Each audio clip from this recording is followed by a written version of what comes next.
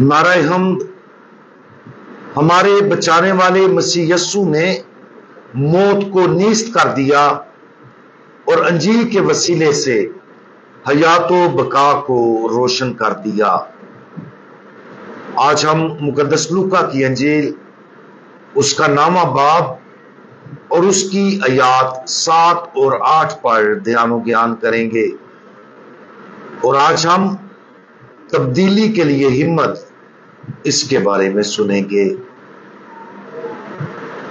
और रईस रब्बा हेरोदीस ने जो कुछ उससे हो रहा था सुना, उस शक में पड़ा, इसलिए कि बाज कहते थे कि यूहन्ना मुर्दों में से जी उठा है और बाज के इलियास जाहिर हुआ है और बाज के अगलों में से कोई नबी उठा है।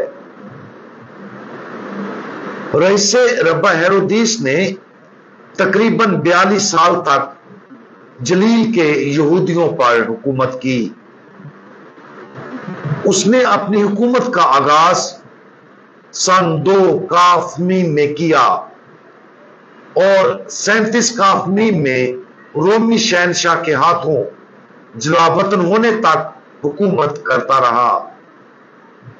अपने दौरे हुकूमत में उसने ज्यादा वक्त तबारियस में गुजारा, जो जलील की झील के मगरबी किनारे पर वाक़या अहम शहरों में से एक है। खुदावंद यीशु मसीह की ज्यादातर इलानिया जिंदगी हेरोदीस के इलाके के अंदर तमाम जलील में हुई। इसलिए हेरोदीस खुदावंद यीशु मसीह के बारे में बहुत सी बातों से बखूबी वाकिफ था। आज की अंजील मुकद्दस का इख्तिताम इस बात पर होता है कि हेरोदीस यस्सु को देखने की कोशिश में रहा। बिलाशुबा हेरोदीस उस इलाके में रहने वाले लोगों की तरह उस जगह का सफर कर सकता था जहां खुदावंद यीशु मसीह मुनादी कर रहे थे, ताकि किसी भी वक्त उसकी बात सुन सके। लेकिन उसने ऐसा नहीं किया।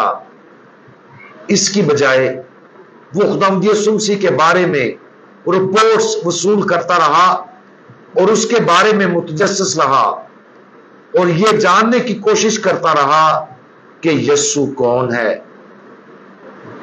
तसव्वुर करने की कोशिश करें कि कैसा होता अगर हेरोदीस वहां का सफर करता जहां खुदावंद यीशु मसीह मुनादी कर रहे थे, ताकि खुले दिल के साथ खुदावंद यीशु मसीह की बात सुन सके। अगर वो ऐसा करता और सच्ची बात सुनता तो हेरोदीस को एक अजीम तरीन तोहफा मिलता। उसे ईमान और तब्दीली का तोहफा मिलता, जिसकी बदौलत वो अब्दी नजात की तरफ गामजन हो जाता। लेकिन हेरोदीस गैर इखलाकी जिंदगी गुजार रहा था। वो एक जालिम रहनुमा और एक जानी के तौर पर जाना जाता था।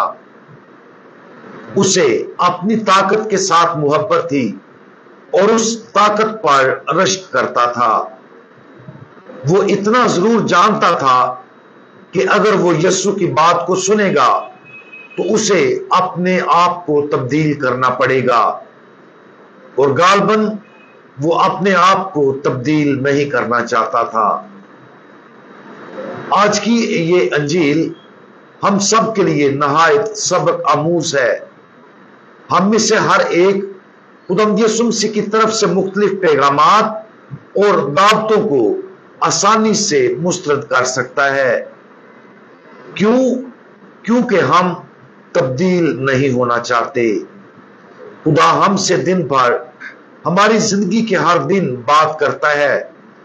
वो हमें मुसलसल अंजील का पैगाम पेश कर रहा है, और अगरचे हम खुदा की कही हुई बातों को सुनने के लिए अपने आप को तैयार करते हैं, लेकिन उसके इलाही पैगाम के ज्यादातर मुमकिन हिस्से हैं जिन्हें हम जानते बूझते या दानिस्ता तौर पर नहीं सुनते। خدا کی ہر بات کو سننے کا ایک ہی طریقہ ہے کہ ہم اپنے آپ کو مکمل طور پر تبدیل کریں اور اپنے آپ کو ہر اس لحاظ سے تبدیل کریں جیسے ہمیں خدا تبدیل کرنا چاہتا ہے۔ آج ہیرودیس پر غور کریں۔ سب سے پہلے خداوند یسوع مسیح کے بارے اس کے تجسس پر غور کریں۔ اس حقیقت کے بارے میں بھی سوچیں کہ ہیرودیس کبھی بھی خداوند یسوع مسیح کے پاس اس کی بات سننے نہیں گیا۔ خداوند یسوع مسیح کے ساتھ اس کی پہلی ملاقات اس کی گرفتاری کی رات ہوئی تھی، جب اس نے خداوند یسوع مسیح سے پوچھ گچھ کی اور اس کا مذاق اڑایا۔ جیسا کہ ہم ہیرودیس کے ضدی پن پر غور کرتے ہیں، اسے اپنی زندگی کا جائزہ لینے کے طور پر دیکھیں، جہاں ہمیں ہٹ درمی، تبدیلی کے خوف یا بند دل کا کوئی چھوٹا سا بھی عکس نظر آئے تو اس کا تدارک کریں۔ خداوند یسوع مسیح کی طرف دیکھیں اور اس سے کہیں کہ آئے میرے خداوند، آپ کی خواہش کے مطابق ہم اپنے آپ کو ہر طرح سے تبدیل کرنے کو تیار ہیں۔ اس تبدیلی سے مت ڈریں۔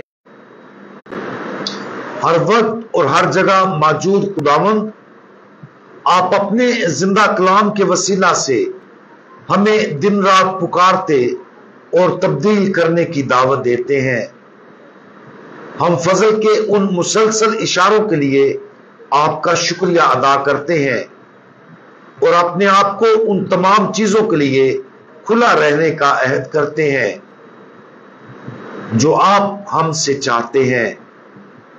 پیارے خداوند، ہم نے آپ کو اپنا نجات دہندہ تسلیم کیا ہے۔